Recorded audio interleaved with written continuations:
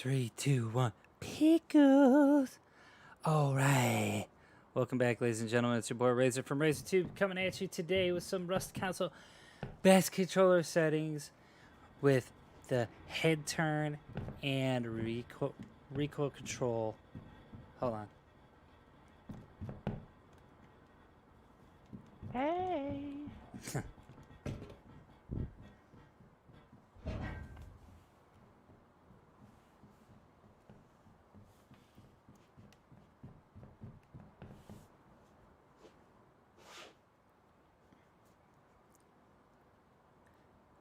3, 2, 1.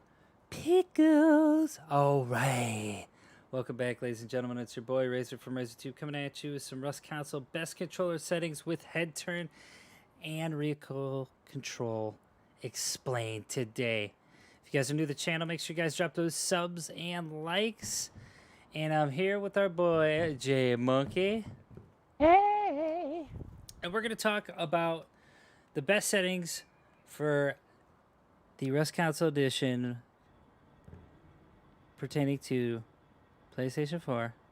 I'm going to do it again. I just jumped out. Okay, hang on.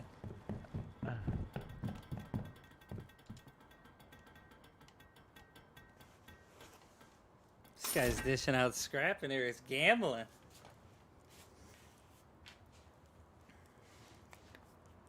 Take a sip of the old Slippies. It's just gonna get the heart rate up. You're like, woo! Yep. Alright, I'm gonna start.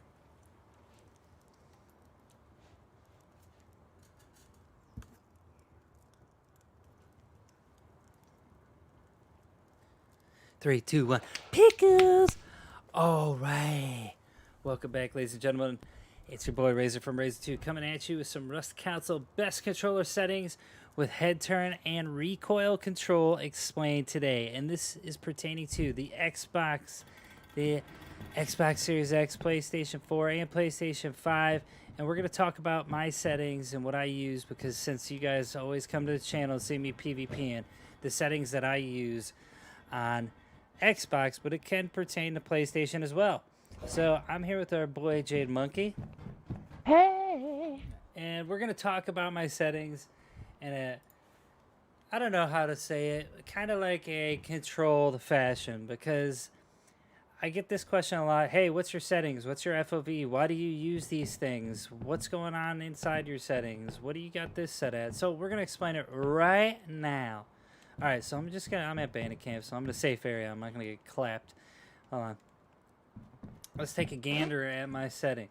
All right, so when you go under options and you go to controls, you got your input preferences, right? This is what it basically looks like. Hold on, let me just keep going real quick here. All right, so under controller, I got vibration on. And I got the vibration intensity at 50%. The reason why I got this set at 50% is because in Rust, yeah, I like it a lot, and especially when the controller's in my lap. Anyways, I always have vibration on because I like to know when I'm being shot at or when I get shot. There's kind of like a motion cue in my hands in order to be able to kind of react to a situation. So say I'm in a PvP fight, and you know, right now in Rust Council you can't really hear like arrows being fired at you, but you can definitely tell when they hit you. But if you're not paying attention and you got vibration off, then you won't notice your bleed bar or that you're bleeding out in the bottom right. And so I like to keep vibration on for this reason. Yeah. Push to talk, I always have it on hold the button down. Because, oh my gosh, who is obnoxious here? It's just some random This guy, jeez. Yeah. We're doing content. Anyways, okay, I'm going to go downstairs so it's not as loud and obnoxious. All right, so back to options.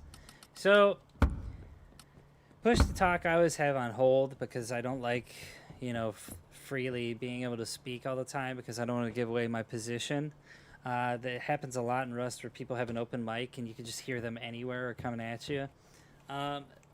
The sprint input, I definitely have it on toggle. I'm not obviously running around all the time, full sprint. Um, Auto sprint, I have that on. It's easier to get places. You can switch weapons in your inventory. You can manage your inventory while you're in sprint. Crouch, uh, this one people have preferences for. Some people like to hold the crouch. I like it like to be toggled. The reason for that is I like to tap the button, and then if I'm doing a crouch jump, tap the button, then jump, or while I'm midair, kind of jumping, hitting the crouch button, and being able to fit to where I want to fit. As far as sticks go, I am definitely a user of the analog acceleration. Now, there's two different types. There's digital boost and analog acceleration. How I know if this is going to be good for you or not, you're going to have to experiment with. Now, I like using the acceleration because it gradually increases the camera sensitivity on a curve over an adjustable amount of time, rather than the digital boost where it's more of like a diagonal type of aiming. So I would encourage you to basically switch between the two to see which one fits your play style. Mine just happens to be acceleration, and if you're on it, in my opinion, these are going to be the best settings for mostly beginner players. If you're an old school player like me, when it comes to sensitivity, what we're about to talk about next, I'm so used to it that I can accommodate for things that I lose, like having a FOV that's low or sensitivity that's a little bit lower. So just bear with me. If you're a newer player and you're trying to learn how to aim, these are pretty good settings for you. So for camera sensitivity, I keep mine at 65. A lot of people like to have it jacked up to 100 plus.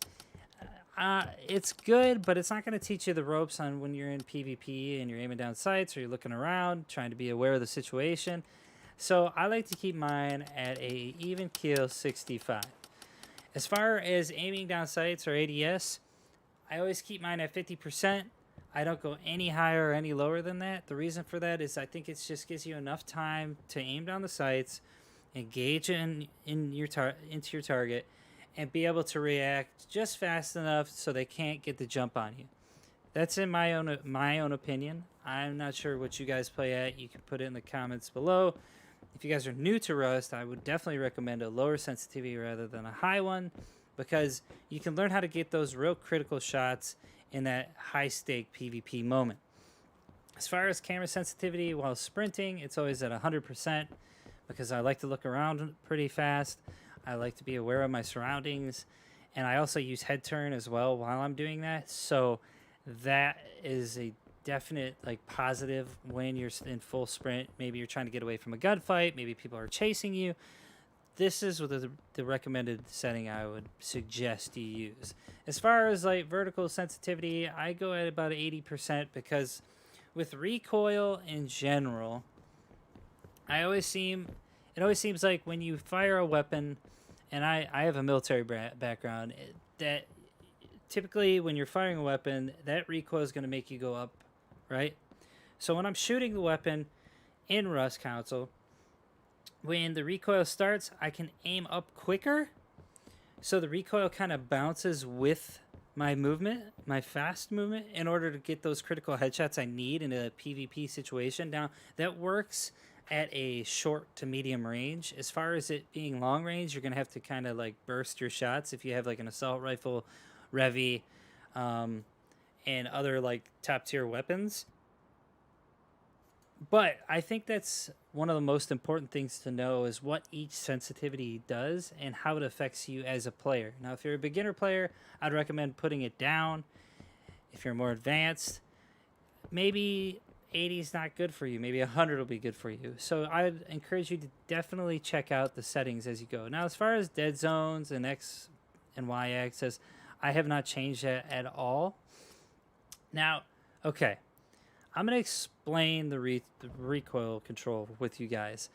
The reason why I have all my ADS and my camera sensitivity so low is because when I do have that recoil, especially when I'm operating like a AK or the AKIS as we would call it in the boyfriend squad, lower sensitivity helps me control that recoil right as I start to fire the weapon. Now, in general, yeah, you can have a higher sensitivity, but it's going to start to affect your recoil because that recoil bounce is going to be different than your actual sensitivity. So if you boost it up, you're going to be flinging that gun everywhere if you're not used to it. And you don't want to feel like you have a mouse as a controller. I don't think that people end up hitting very accurate shots with it at all. I think it's good for close range having high sensitivity, but as far as medium to long range, if you want to control recoil over time and that bullet drop and whatnot, there's so many different factors that weigh into recoil control. I would suggest having and starting with the lower sensitivity. Now, another big ticket item when I'm talking about recoil control and sensitivity and just learning how to play Rust with weapons in general is FOV. Now, I can't tell you how many times I get this question, so I'm going to explain it to you now and right here. Field of view, right? It says what it means at the bottom of the screen. It defines the width of the in-game view. Increasing the value creates a more realistic depth of field, but can promote eye strain to those susceptible. I operate with a 60 FOV. I've always operated with the 60 FOV. No matter what shooter I'm playing at, I'm always operating at that. All right, on that level. That's a very low FOV. You know, when you get into like MLG and pro gaming and all that stuff, a lot of people suggest making your field of view higher, okay? So I'm at 60. And Jade's in front of me. He's directly in front of me, which is perfect. This is 60 FOV. When I'm aiming at a weapon at him, it's going to be right on his head, okay? We can actually show him an example. Let's go to the crib real quick so I can show you with a weapon. Come on, Okay. Jade. Okay, hang Come on, I'm on. coming. Come on. I'm blind, hold on. So anyways, with the 60 FOV, I think it's more accurate. I think you become a little bit more in tune with how to fire a weapon. And I also think that people that use high FOVs, in my opinion, struggle to find those headshots and those more critical shots in PvP-like scenarios. So when Jade comes over here, he's coming. He's slow, you know? I can't blame it. I'm like, hey, let's do a video. He's like, yeah, no problem. I was sitting back here all day. I'm like, cool. All right, so for example, let me just get the Tommy out and show you what this FOV does. All right, so sweet invisible gun, bro. Maybe I just gotta switch between weapons so it doesn't pop up. There we go. All right. I was gonna say, take that one. So, all right, we'll use this. Sorry, that's pretty good. Yeah, I'll stand right in front of your face because it's easiest. So this is Jade at 60 FOV in front of me. In the scope, that's nothing but dome in front of me, okay? Nothing but dome. Now, if I were to jack my FOV to 90 per se, like everybody suggests, remember the background, what you saw, so you can rewind the video and check it out. All right, so if we just bump it up to 90, straight up, the max FOV you can get to in Rust Console, Jade appears to be further away. When I aim, it kind of zooms in on his head, but when I release, it's harder. When I'm looking down sight from a distance, he looks like more as he is appearing in like a tunnel scenario, which is harder for me to aim at. So when I'm aiming at his head here with 90 FOV, that's a lot smaller than when I switch over to, let's say, I don't know, 60, like I use on the minimum. So when I zoom into him, he looks a little bit closer. You don't have that kind of bend to all the elements around you. And I can get a little bit more of an accurate shot. Okay, so that's my explanation around 60 FOV. I always play with it. because I don't like things looking farther away from me than they should be. I always want to be up close and personal with every PvP encounter that I get myself into. And I PvP a lot. You can look at any stream I'm on. I'm always raiding. I'm always going for airdrops. I'm always hitting monuments. And this is what I operate at. A lot of people come into chat and they're like, hey, what's going on with this FOV? I'm like, you know what? Come into my server and I'll show you what's up. Because that's my opinion about it. I think everybody is entitled to their own opinion, what they, think about FOV. But I think it's mostly used in more professional level gaming. I think if you're just a casual Rust player, or you're a Chad even, you should even just use a lower FOV. Because those critical shots and moments are so important in Rust when you're trying to just survive, that you need that extra help to boost your confidence and to be able to kind of enhance your aiming overall. So that's my explanation about low FOV. Hopefully the settings I went over with you were very helpful. I don't think I missed anything, but if it was helpful, you like the content, make sure you drop that sub, you drop that like. I'm going to be doing more guides and showing you the more best settings and probably more best base designs for solos, trios, even Zergs soon. You can check them out on my Rust Guides playlist on my channel. I'm part of the Boyfriend Squad along with my boy Jade Monkey here and BioLaser. So Split my wig. You won't.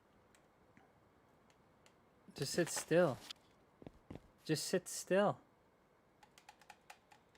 Jeez, that was so terrible. Yep. Yep. Finish him. I did it.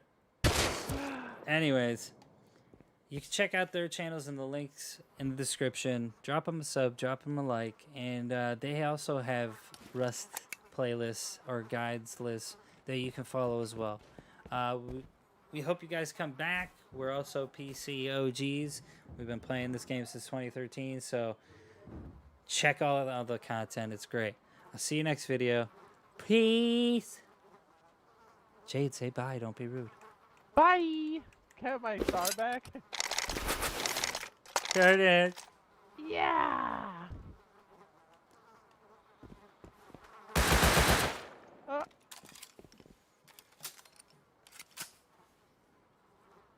Dolores. My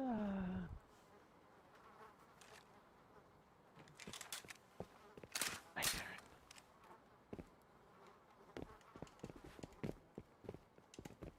Why you so scrubby?